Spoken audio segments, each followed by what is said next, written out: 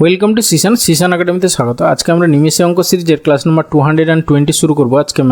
আজকে রিজনিংয়ের উপর। দেখো ফার্স্ট কোশ্চেন কী আছে, সবাই বলবো ভিডিওটা মন দিয়ে শেষ পর্যন্ত দেখো, ঠিক আছে? যদি ভালো লাগে থাকে তাহলে অবশ্যই একটা লাইক করো, বন্ধুদের সঙ্গে শেয়ার করো, আর চ্যানেলে নতুন হলে অবশ্যই সাবস্ক্রাইব করো। দেখো ফার্স্ট কোশ্চেন কী বলেছে, নিচের ছবিটিতে কতগুলি সরল লেখা আছে, ঠিক আছে? দেখো এইখানে সরল লেখা মানে হচ্ছে গিয়ে অনেকগুলো, মানে মিনিমাম যখনই কিছু বলা থাকবে না তখন মনে রাখতে হবে যে মিনিমাম নাম্বার অফ সরল লেখা চেয়েছে, ঠিক আছে? Minimum number of straight line চেয়েছে, ঠিক আছে? তাহলে minimum number of straight line কতগুলো হবে দেখো।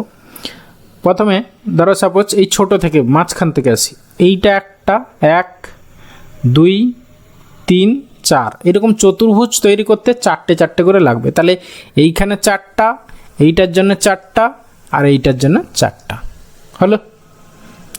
তারপরে তাহলে 4 4 3 12, আর এই একটা স্ট্রেট লাইন, তাহলে 12টা প্লাস 1 13টা minimum number of straight line, বা কতগুলো সরল লেখা আছে না 13টা, মানে অপশান এ অ্যান্সার।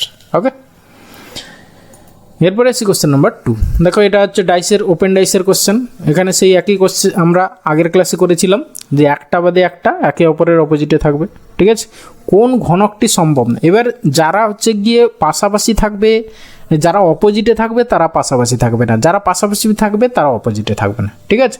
তাহলে এইখানে দেখো এফ এর অপোজিটে তাহলে কী হবে, ডি হবে, আর সি এর অপোজিটে ইয়ে হবে।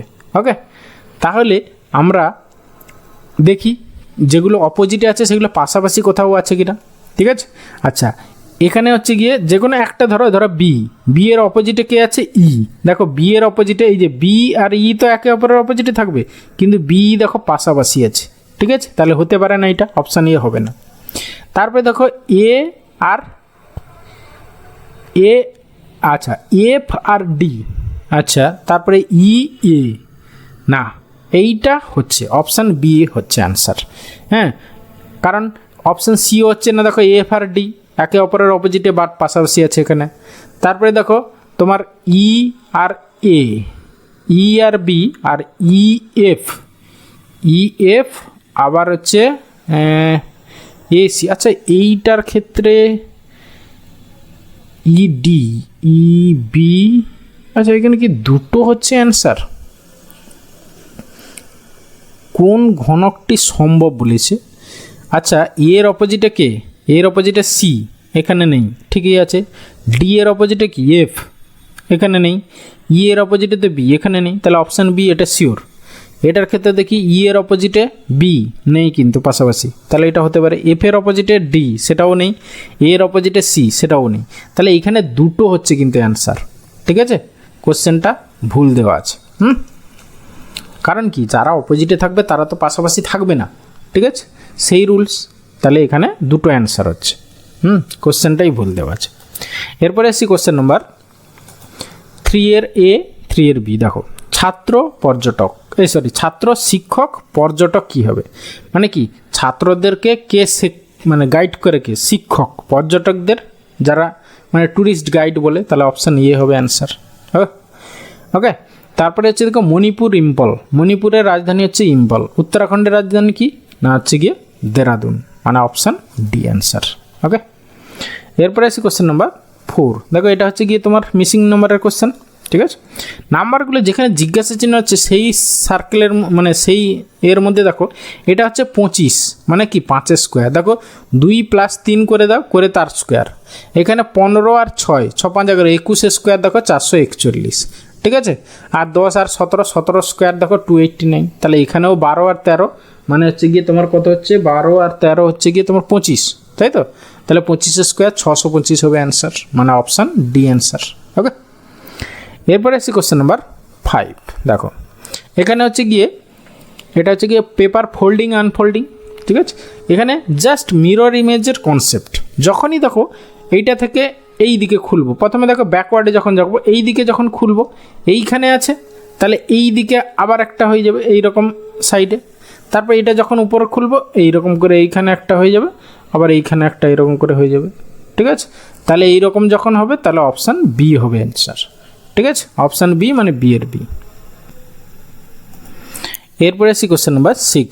দেখো কি বলেছে, এন এম এর থেকে বেশি বুদ্ধিমান, তাহলে এন গ্রেটার দেন এম। আবার এম ওয়াই এর মতো বুদ্ধিমান নয়, এম ওয়াই এর মতো বুদ্ধিমান নয়, তাহলে কি ওয়াই হচ্ছে এম এর থেকে বেশি বুদ্ধিমান। এক্স ভি এর থেকে বেশি বুদ্ধিমান, এক্স হচ্ছে ভি এর থেকে বেশি, কিন্তু এন এর মতো অতটা বুদ্ধিমান নয়, তাহলে এন হচ্ছে গিয়ে এক্স এর থেকে বেশি বুদ্ধিমান। আবার ওয়াই এন এর মতো বুদ্ধিমান নয়, ঠিক আছে, তাহলে হচ্ছে কি এন গ্রেটার দেন ওয়াই। এবার কি চেয়েছে দেখি, সবচেয়ে বেশি বুদ্ধিমান কে?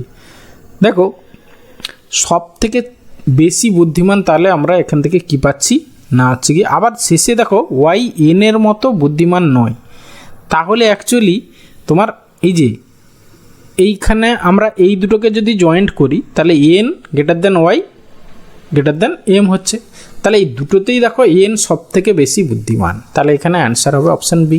ব্যাস, ওকে। এরপরে এসে কোশ্চেন নাম্বার 7। দেখো অ্যানালজির কোশ্চেন, কিছুই নেই।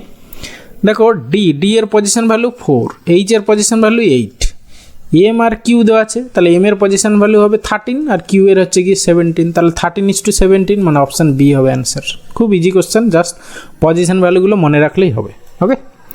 এরপরে কোশ্চেন দেখো, এই টাইপের কোশ্চেন আমরা আগের ক্লাসেও সলভ করেছি, ঠিক আছে।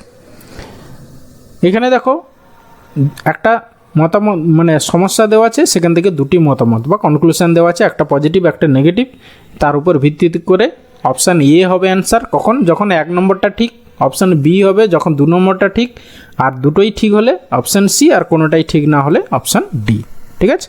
তাহলে প্রথমটা দেখো কি হবে, বলেছে ভারতের পরিবার পরিকল্পনা স্থগিত রাখা উচিত। হ্যাঁ, কারণ জনসাধারণ তা পছন্দ করে না। জনসাধারণের পছন্দ করার মধ্যে এটার কোনো ব্যাপার নেই না, কারণ এই ব্যবস্থা নিলে জনবিস্ফোরণ ঘটবে, এটাও কোনো কনসেপ্ট নয়, ঠিক আছে। তাহলে এখানে অপশান হবে ডি। তারপরে দেখো কি বলেছে, প্রতিযোগিতামূলক পরীক্ষা ব্যবস্থা বন্ধ করা উচিত কি? হ্যাঁ, কারণ শিক্ষাগত যোগ্যতাই পরীক্ষার্থীর যোগ্যতা এবং বুদ্ধির বিচার বহন করে না, কারণ যারা শিক্ষাগত যোগ্যতা মাপক পরীক্ষায় ভালো ফল করেনি তারাও একটা সুযোগ পেতে পারে। এখানে কিন্তু 2 নম্বরটা ঠিক, 1 নম্বরটা নট শিওর, ঠিক আছে। তাহলে এখানে 2 নম্বর মানে হচ্ছে বি হবে অ্যান্সার, ওকে। এরপরে এসে কোশ্চেন নাম্বার 9, কী বলেছে দেখো, এটা মানে সিরিজের কোশ্চেন, ঠিক আছে। এ সি, তারপরে এ সি মানে বি সি একটা বাদ গেছে, এফ জি এইচ, কে L M, P Q R.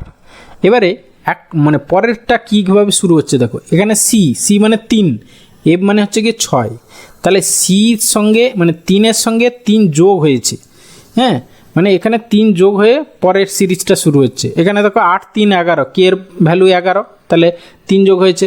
এখানে 13 3 16 হয়েছে, তাহলে 8 3 11 21, মানে ফার্স্টটা হবে 21 মানে অপশান ইউ, ঠিক আছে। ইউ মানে হচ্ছে গিয়ে 21 position value. P Q R, তাহলে ইউ ভি ডাব্লিউ, তাহলে ইউ ডাব্লিউ হবে আমাদের অ্যান্সার, মানে অপশান সি অ্যান্সার, ওকে। এরপরে আসি question number 10 and final question. দেখো কিছুই নেই, যদি রোমকে বলা হয় মোর, MORE, ঠিক আছে, তাহলে DARE-কে কী বলা হবে, ঠিক আছে।